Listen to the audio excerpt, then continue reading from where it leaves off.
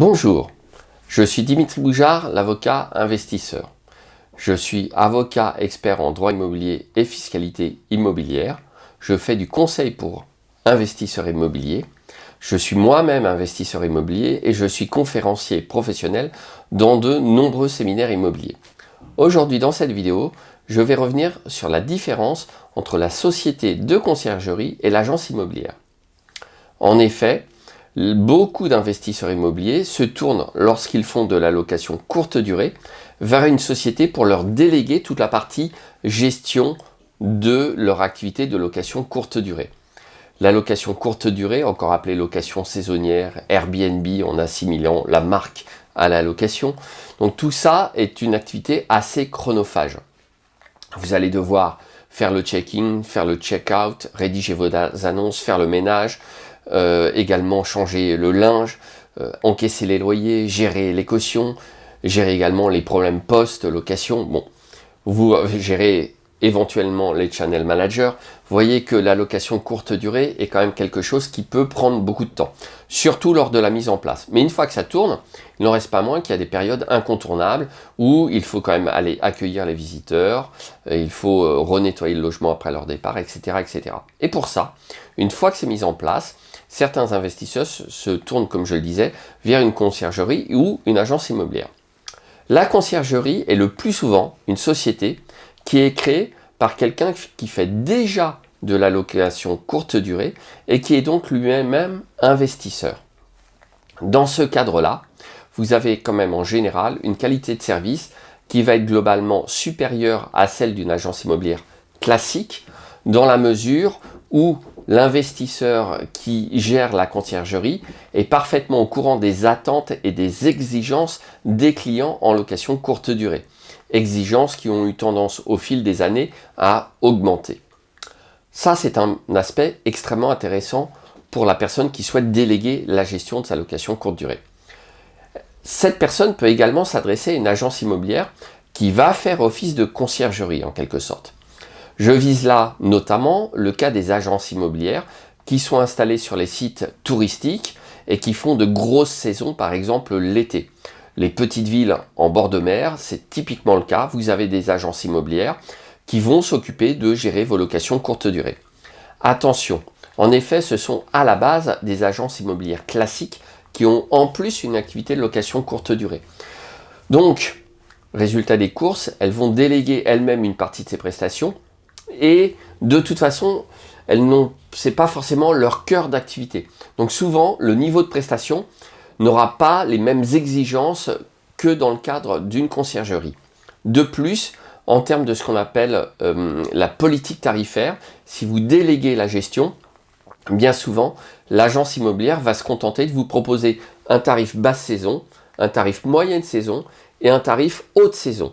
Alors qu'une conciergerie qui aura pris soin de se former pourra vous faire éventuellement, en plus, ce qu'on appelle du revenu management, c'est-à-dire un ajustement au plus près des prix de votre location courte durée, ce qui va augmenter votre rentabilité, d'une part en augmentant le prix tout simplement, et d'autre part en obtenant un meilleur taux de remplissage.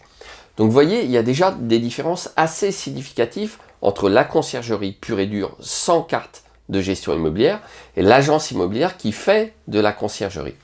À cela s'ajoute une distinction en termes de possibilités de prestations et en termes de charges sociales. Pourquoi ? Une conciergerie qui ne dispose pas d'une carte de gestion ne peut pas faire de gestion locative. Elle va donc réaliser les tâches purement matérielles, c'est-à-dire qu'elle fera le check-in, le check-out, parfois s'occupera pour votre compte de la rédaction des annonces, mais elle n'a pas de rôle d'intermédiaire entre vous et votre client. Donc, elle n'agit pas pour votre nom ni pour votre compte. Ça, c'est très important. L'activité de gestion locative requiert la possession d'une carte G, une carte de gestion locative. C'est la carte que détiennent justement les agences immobilières. Donc l'agence immobilière pourra, elle, englober toute la prestation. Non seulement elle fera le check-in, le check-out, le ménage, la rédaction des annonces, gérera les calendriers de réservation également, mais en plus, elle encaissera pour votre compte les loyers et elle gérera également les questions de caution. Elle ne vous reversera ensuite que la part du loyer qui vous revient après avoir pris sa commission. Ceci a une incidence légale.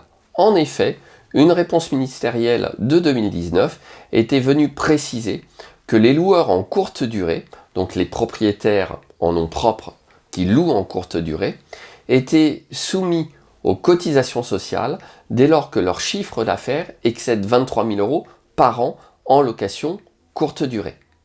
Et cette réponse ministérielle est venue préciser que néanmoins il y a une exception à ce principe, disons, d'obligation d'être affilié au régime de cotisation sociale dès qu'on fait plus de 23 000 en location courte durée. Cette exception étant que si on délègue la gestion à une agence immobilière, du coup, on sort du cadre des cotisations sociales. Ce qui ne sera pas le cas d'une conciergerie. Évidemment, elle ne gère pas, elle n'a pas de carte G, elle n'a pas non plus d'assurance financière et ne peut pas encaisser de fonds pour votre compte. Donc vous voyez bien qu'il y a aussi une conséquence juridique et sociale. Précision, cette réponse ministérielle n'est qu'une réponse ministérielle. C'est-à-dire que sa force est loin d'égaler celle de la loi. Il s'avère qu'apparemment, la doctrine de l'URSSAF semble évoluer dans le sens où l'URSSAF considérerait que cette réponse est désormais périmée. Donc attention à ça, pour l'instant, la portée juridique de cette réponse n'est plus du tout aussi sûre qu'elle l'était lorsqu'elle a été émise en 2019. Par conséquent, j'espère que maintenant vous voyez mieux les différences entre la conciergerie et l'agence immobilière qui fait office de conciergerie. Comme vous le constatez, il y a de nouveau des subtilités à connaître. Il y a aussi des conséquences pratiques au choix entre l'une ou l'autre de ces types l'un ou l'autre de ces types de sociétés. Évidemment, vous n'aurez pas toujours le choix. C'est-à-dire que dans certains endroits, vous pourrez avoir des conciergeries parce qu'il y a un marché suffisamment développé pour qu'un investisseur décide de créer une conciergerie. Et dans d'autres endroits, vous n'aurez recours qu'à une agence immobilière parce que vous ne trouverez pas de conciergerie. N'hésitez pas à poser plein de questions à vos interlocuteurs pour vous assurer qu'ils maîtrisent bien justement la location courte durée. Je vous invite, si cette vidéo vous a intéressé, à vous abonner évidemment à ma vidéo, à la liker, à la partager et à cliquer sur la cloche pour recevoir les notifications de mes prochaines vidéos.